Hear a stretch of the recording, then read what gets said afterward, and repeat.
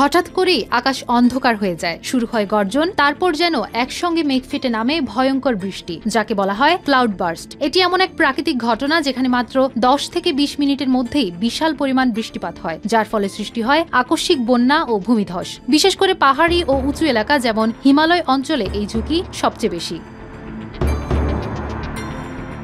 ক্লাউডবার্স্ট মূলত ঘটে যখন গরম আর্দ্র বাতাস খুব দ্রুত উপরের দিকে উঠে যায়। উপরে গিয়ে ঠান্ডা হয়ে সেই বাতাসে থাকা জলীয় বাষ্প জমে তৈরি করে বড় জলকণা বা বরফ। এভাবেই তৈরি হয় শক্তিশালী বজ্র ঝড়ের মেঘ। কিন্তু কখনো কখনো এই মেঘ এত দ্রুত জলীয় উপাদানে পরিপূর্ণ হয়ে পড়ে যে তার ধৈর্য হারিয়ে হঠাৎই একসঙ্গে ঝরে পড়ে ভয়াবহ বৃষ্টির রূপে। এটাই ক্লাউডবার্স্ট।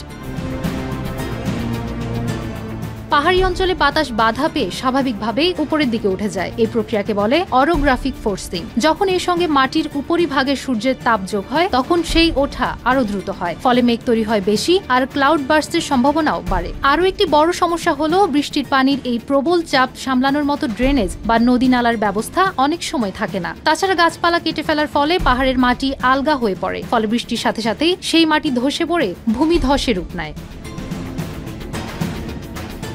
বিজ্ঞানীরা বলছেন পৃথিবীর উষ্ণতা বাড়ার ফলে বাতাসে জলীয় বাষ্প ধারণের ক্ষমতা বেড়েছে। এই অতিরিক্ত জলীয় বাষ্প একবার যখন ঘনীভূত হয় তখন বৃষ্টিও হয় ভয়াবহ মাত্রায়। তাই জলবায়ু পরিবর্তনের কারণে এমন ক্লাউড বার্স্ট এখন আগের চেয়ে অনেক বেশি দেখা যাচ্ছে। শুধু পাহাড় নয়, শহরেও ক্লাউড বার্স্টের ঝুঁকি বাড়ছে, কারণ শহরের বিল্ডিং রাস্তাঘাট সূর্যের তাপ ধরে রাখে, ফলে চারপাশ গরম হয়। দূষণও বাড়ে, যা মেঘ তৈরিতে সহায়ক হয়। ফলে মেগাসিটিগুলোকেও এখন ক্লাউড বার্স্টের জন্য প্রস্তুত থাকতে হচ্ছে।